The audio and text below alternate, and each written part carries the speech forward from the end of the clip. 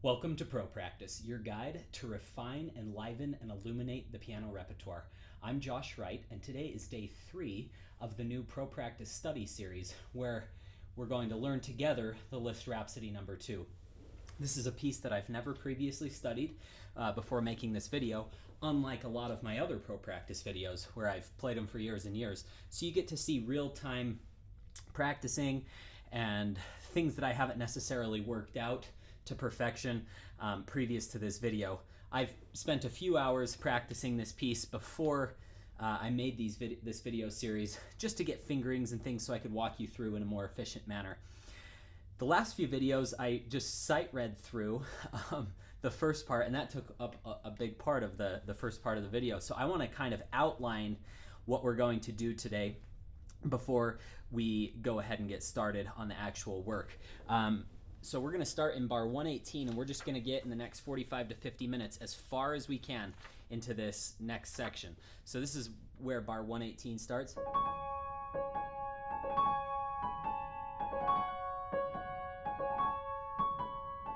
Okay, and hopefully we will get at least to the più mosso, which is bar 202. So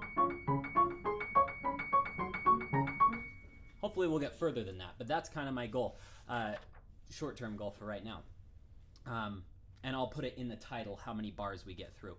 A couple things that we're going to go over is how can we divide this up in order to get that going really fast. And the same thing when you introduce the octaves. What fingering could we use?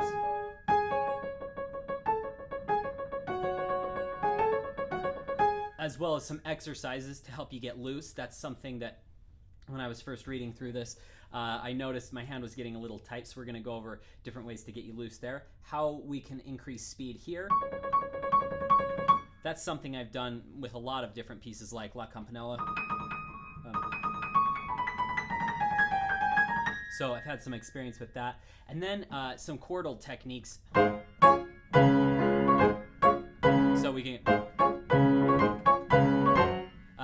get that section really fast, as well as fingering and how to loosen up. I don't have this fast yet, but we'll go over how to get it fast, and you'll watch me do some exercises. So now let's go ahead, now that you know what we're going to go through today in our session, and just get right to work. What I like to do with this, the beginning of this Frisca section, bar 118, is I like to try to memorize it in my mind as I go. Okay, so let's just take a look at the first 4 bars, because I see a pattern. Once you look through this, you're going to see a pattern,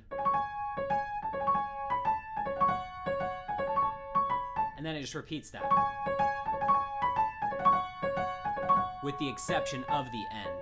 Okay, so it's basically just a 4-bar pattern, and then that 4th bar just switches every other time. Okay, so what I'm going to think is hey, that first chord is outlining C sharp minor, because it's C sharp, G sharp, C sharp, and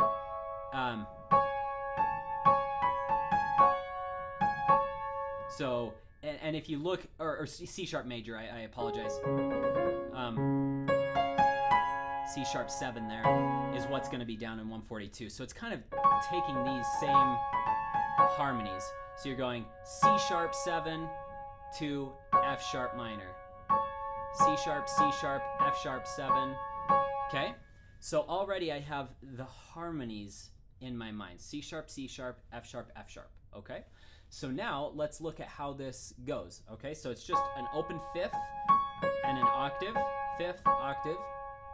Okay, and then I'm showing you, by the way, this might seem like, oh my gosh, he's just stepping us through the notes. How lame is this? But what I'm actually doing is I'm trying to help you guys realize that this is going to increase the efficiency of your practice when you know this theory. If you don't know this theory, I made an entire video series. It's called the ProPractice Technique series. I'll try to remember to link that in the description below. But it goes over all triads and all 7th chords, which will prepare you for the theory that I'm talking about today. It's taken me a lot of years to get pretty good at theory, and I'm still not a genius at it by any means. Some of my colleagues are just theory whizzes, but I think I'm fairly good at it after having got a doctorate in piano performance.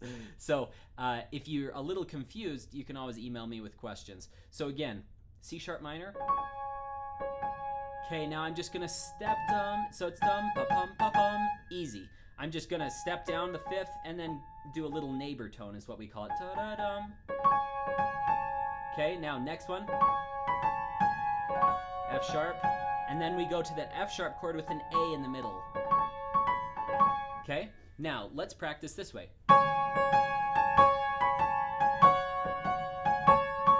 Okay, so I'm practicing just solid rather than doing that thing. I'm gonna the broken chord. I'm gonna just play it solid. Sorry. And now let's do it without any of the broken chord. Okay, and the fingering I'm using is 2, 1, 2, 5, 2, 1, 2, 3, 1, 2, 5, 2, 4, 3. Now here I've debated whether to do 2 and then just move my 2 down really quick, or 3 and then go to 3 on the G sharp, so that versus I think both actually feel pretty good, to be honest. And then bar 120, 1, 2, 5, 2, 1, 2, 3, 1, 3, 5, 3, 5, 4, 3. Okay, and that's the same right hand pattern through the whole thing on bar 125, where it's different. 1, 2, 5, 2, 1, 3, 1. Okay, that gives you the fingering all the way down through the bottom of the that section, which goes to bar 141. Obviously, in 140 or in 134, you're just going to be 2, 5, 2, 1, 5, 1, 2, 5, 2, 1, 5. And then 3, 5, 3. Okay, got all the fingering there. Okay, now left hand, let's go through the fingering. This is a subjective passage. I have a student working on this who actually, he's the reason I started, he's one of the reasons I started this series, because I wanted to do this piece. I've always wanted to learn it, and I thought, oh, that'd be a fun idea to learn it in front of the camera. Okay, so he has different fingering that works for him. This is the fingering that works for me. Feel free to do what works for you, as long as you can get clarity out of it. Okay, so I use, starting in 126 with the left hand, 5-1-5, 3-1-3, 5-1-5, 5-1-5. You can feel free to use 4-1-4. If you start doing 3-1-3, you have to do this really awkward movement. That's why I like 5-1-5. 1-5, 5-1-5, 3-1-3, 5-1-5, 5-1-5.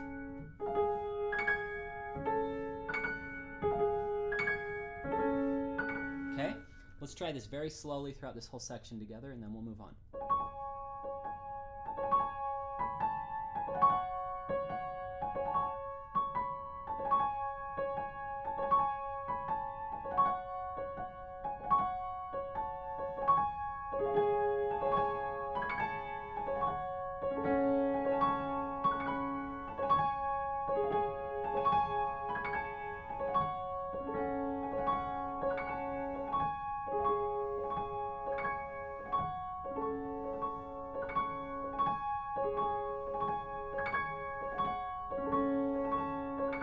Now, if you can't sight read it that quickly, that's okay.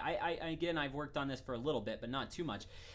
Couple things that I want to go over, moving on to new concepts with this same section. Let's go over those. Okay. Thank you so much for watching. If you'd like to view the rest of this video, or if you'd like to learn more about ProPractice, just click on the link on this screen or on the link in the comments section below. Thank you so much for your support of ProPractice.